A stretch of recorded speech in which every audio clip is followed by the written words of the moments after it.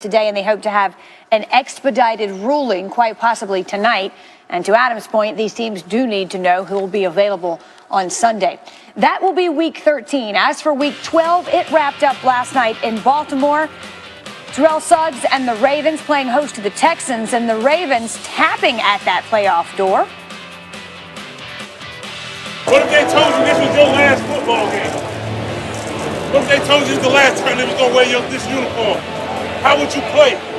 How would you seize this moment? That was Suggs pregame, and he did seize the moment. Texans 2nd and 8. Suggs around the edge and sacks Tom Savage. And right from the beginning, they seem to be in the groove. Yep. Texans 1st and 10 here. Here's Suggs again, rushes off the edge. The strip sack on Savage. The Ravens recover the fumble. Suggs finished the night 4 tackles, 2 sacks, and a forced fumble. Yeah, what's interesting is as the game went on, you could tell he was dialing into Tom Savage's snap count. I mean, he just started getting more and more comfortable. I'm sure crowd noise played into it. It played right into the Ravens' hands. All right, let's look at Joe Flacco, who continued to struggle. 3rd and 6 at the Texans' 41. He misses the back shoulder throw to Brashad Perriman. Yeah, and really, he's been off all season long. I mean, especially on throws down the field. Really, at one point was known as one of the best deep ball throwers in the league because of his big arm, ability to push the ball down the field. And we just have not seen that from him this year. Win through darkness as we continue with the Ravens trying to squeeze out the ugly win. Just over 2 minutes to play. Tom Savage picked off by Anthony Levine. Bill O'Brien not pleased, and understandably so. He shouldn't be pleased, really. It's just a decision and throw. Yeah. Here's post-game reaction. It's Ponce de Leon. He should put that in the back of his jersey, man. He's found the fountain of youth. And he's playing as well or better than I've seen him ever play here since I've been here, I think. He can close on a quarterback now. He gets an edge on a block, and he goes from here to there to get to the quarterback like that. And that's not, you don't see guys his age do that. He's just a special guy. Every time I'm getting ready to get one, I can hear Ray Lewis saying, "Sizzle, get the ball. I want the ball." So Ray Lewis, he probably made a tackle tonight. You know, he's always gotten credit. Y'all think I'm joking. Like, he's like, one game he didn't play and he made the stat sheet. Like, you make a tackle, he's somewhere was near and he'd be like, "Yo, Ray Lewis on the solo." He'd be like, "What?"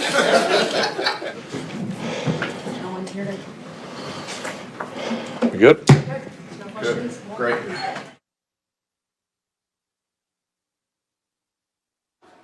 Well, that's one reaction. He did eventually answer some questions. Here's how the playoff picture stands in the AFC. Steelers and Patriots atop the conference, 9-2. Pittsburgh owns a tiebreaker there. That should resolve itself when these two teams tangle in Week 15. The Titans lead the South, while the struggling Chiefs holding on to the West. But we'll talk a little bit more about that. In Baltimore and Jacksonville round out the wild cards. The Ravens bounced the Bills out of the final wild card spot with last night's win. You know, not the prettiest win of all times, but a win nonetheless. Are they dangerous, this Ravens team, or how dangerous are they? Look, I think they're a dangerous team in that we looked at that ugly, playoff picture.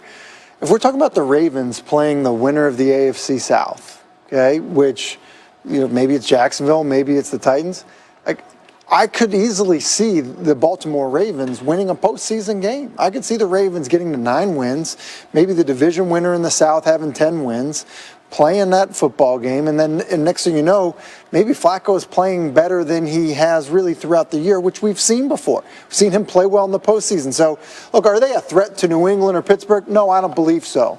But do I think they are a playoff team that can win a playoff game? Yeah, I do. Yeah, You love their pedigree. You love their coach. You love special teams. You love how they can play field position. You know that defensively they have people at 3 levels that can make plays. I just don't know if they have made those plays against quality offenses, against quality quarterbacks, and the quarterback level of play will ramp up as they go through the playoffs. A team like Jacksonville would be an interesting matchup for them because, quite honestly, I could see the Ravens setting an all-time low in terms of offensive output against a team like that. That would absolutely smother this offense to the point where it would probably tap out. And then it would be one of those deals where it's Blake Bortles versus Joe Flacco, and you're sitting there going, well, how does this play out? So I don't see them as being dangerous. I do respect them. I respect the heck out of this organization from the very top down.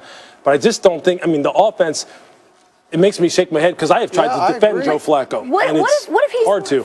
I don't want to say came to, because we've seen it from him before. What if the light switched? It's funny you say that because it's almost like he's unconscious. I know, and sometimes he plays that way. Like, Sometimes it does look that way. Yeah. But yeah, I don't know. You know what? And that's the thing. It's a different That's the argument, benefit of the doubt, right? You have to give him. He's been in big spots. He understands what the postseason means. I just don't know if you come to, so to speak, and develop chemistry with a wide receiver core that's been so inconsistent in terms of their availability and the guys being able to stay on the football. I mean, he just doesn't have Dennis Pitta. He doesn't have Steve Smith anymore. He doesn't have Anquan Bolden, those ultimate veterans that he knows. And I don't know how you manufacture that. Yeah, I wouldn't bet on it clicking. I wouldn't. That's not what I would be betting on. No, With that being said, and I referenced it in the highlight, because he has been such a good deep ball thrower. Yeah. If you have a good defense and you have good special teams, like before you know it, it's kind of like you just need to hit one of them. Right. You know, and all of a sudden, and you beat a team that you probably shouldn't beat. And they have the ability. They're winning ugly right now. They're winning with their quarterback playing poorly. Right. And I think that says something change? about who you kind of, I guess maybe it's the organization, their ability to do it. I think that means something. Sure. Yeah. I just wanted to say on defense, I covered the Ravens-Packers game a couple of weeks ago, and Eric Weddle said, look at the change that this secondary has made since he came to this team. They were able to bring on Tony Jefferson, add Marlon Humphreys.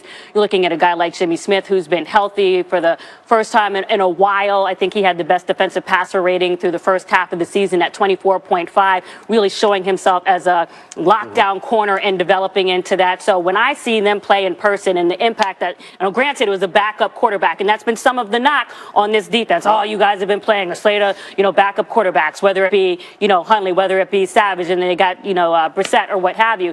But, I mean, they were able to get 6 sacks on him, and they were playing so viciously. It just, I know you're talking about the offense and them, possibly being held back by Joe Flacco and what's going on with that. But if that defense can, just keep playing the way that's playing, and you see also the difference with leadership. Suggs still out there. What is he, 35? 9.5 sacks. Leadership making a big difference on that team as well.